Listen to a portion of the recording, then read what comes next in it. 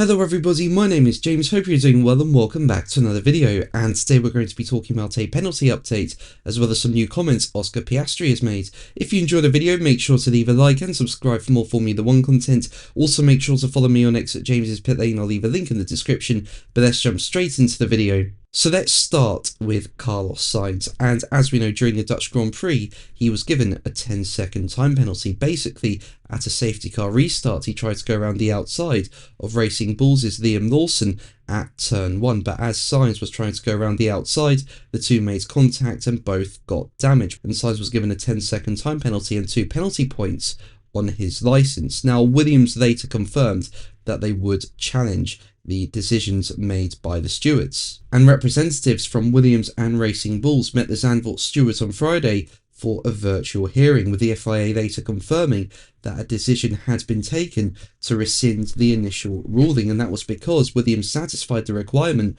to provide a new significant element that was not available to the stewards at the time of their original decision by providing footage from a 360-degree camera on Sainz's car.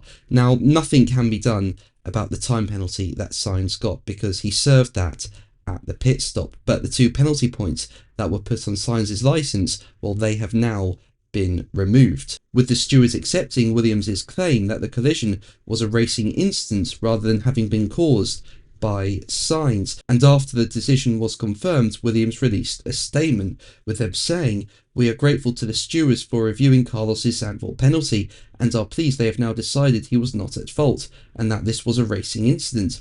While it's frustrating that our race was compromised by the original decision, mistakes are part of motor racing, and we'll continue to work constructively with the FIA to improve stewarding processes and review the racing rules for the future." Now, in my opinion, this was the right decision by the stewards. I thought at the time this was a racing incident, so I was shocked when I saw Sainz get such a harsh penalty. So yeah, I think it's the right move to reverse the decision. But let's move on to McLaren, and as we know, there were team orders at the last race in Italy. Basically, Max Verstappen was dominating the Grand Prix, and Lando Norris was in P2 and Oscar Piastri was in P3, but to prevent an undercut from Charles Leclerc behind, the team agreed to let Piastri stop first. But then when Norris stopped, he had a slow stop, and as a result, he came out behind teammate Piastri. But then the team ordered Piastri to let Norris through, and Piastri complied and let Norris through,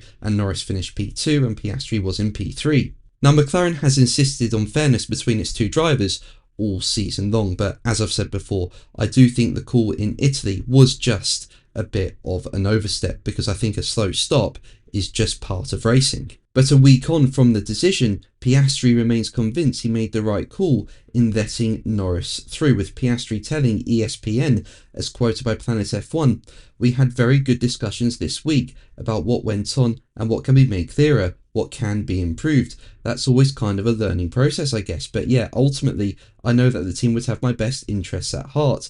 And ultimately, I want to protect that because I can't have my own success without the team having success. So protecting that is a very important thing for me."